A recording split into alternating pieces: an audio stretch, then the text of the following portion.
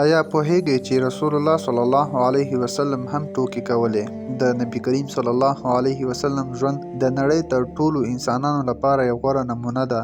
په حدیث شریف کې راځي چې یو ځل رسول الله صلی الله علیه وسلم د څو صحابه کرامو له څنګ تیر شو.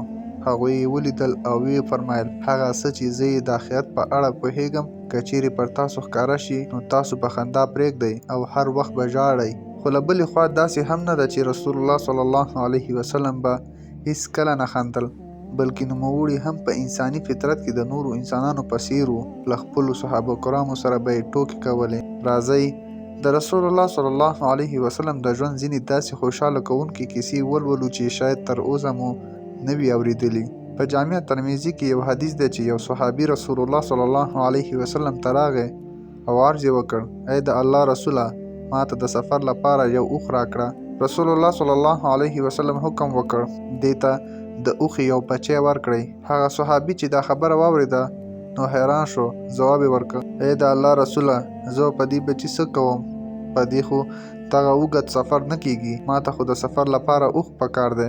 رسول الله صلی الله علیه وسلم بیا وفرمیل دې ته د اوښې بچی ورکړئ او بیا یې په مسکا سره وفرمیل آیا داسې کوم اوښ شته چې هغه د کومې اوښې بچی نه وي؟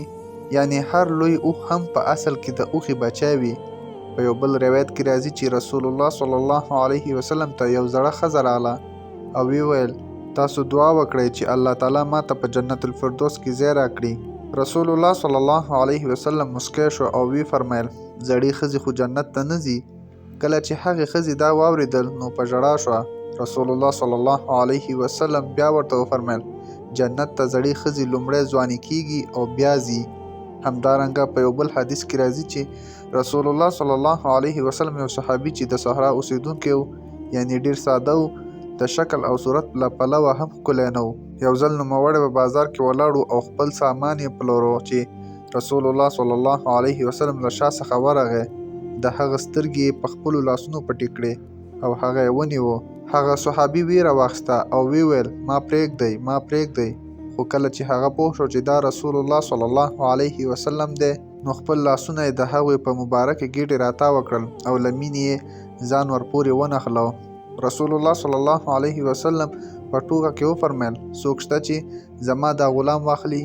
هغه صحابي وویل ای د الله رسوله، ستاسو دا غلام ډېر بد شکله دی، تاسو ته به یې ډېر کمه بیه درکړل شي. رسول الله صلی الله علیه وسلم ورته وفرمیل ته د خلکو په نظر کې ښکلی نه یې، خو د خپل ایمان په برکت د الله په نظر کې ډېر ښکلی یې. په ترمذي کې یو حدیث دی چې د خندق د غزا پر مهال کله چې کفارو د خندق بلې غاړې ته برید ته چمتو ناست و، رسول الله صلی الله علیه وسلم حضرت سعد ته چې د هغوی ماما و وفرمیل ای سعده، زما مور او پلار دې تر تا قربان وي، پر دې کافرانو غشې ووله. حضرت سعد رضی الله عنه چې غشې ویشتل پیل کړل، یو کافر به هر ځل د خپل ډال په واسطه غشې منع کوو، نو حضرت سعد رضی الله عنه یو څو شیبو لپاره غشې ویشتل بند کړل. هغه کافر د دې لپاره چې وګوري ولې د غشو راتل بند شول خپل سر یې راپورته کړ. په همدې وخت کې غشې د هغه په تندي ولګېد او همالته مړ شو. دا ننداره چې رسول الله صلی الله علیه وسلم ولیده نو دومره ډېر مسکی شو چې مبارک غاښونه یې ښکاره شول. یو بل صحابي و چې نوم یې نعمان رضی الله عنه و. هغه د حضرت عبدالرحمن بن عوف د خور میړه و. هغه ډېر ټوکمار سړی و او خلک به یې خندول او ورسره ټوکې کول یې عادت و. یو ځل هغه رسول الله صلی الله علیه وسلم ته راغی په داسې حال کې چې ږیره یې په ژیړ رنګ کړې وه. رسول الله صلی الله علیه وسلم ترې وپوښتل ستا پر ږیرې څه شوي دي؟ نعمان ورته وویل ما غوښتل خپله میرمن متاثره کړم ځکه مې دا رنګ کړې ده. رسول الله صلی الله علیه وسلم چې دا خبره واورېده ډېر یې وخندل.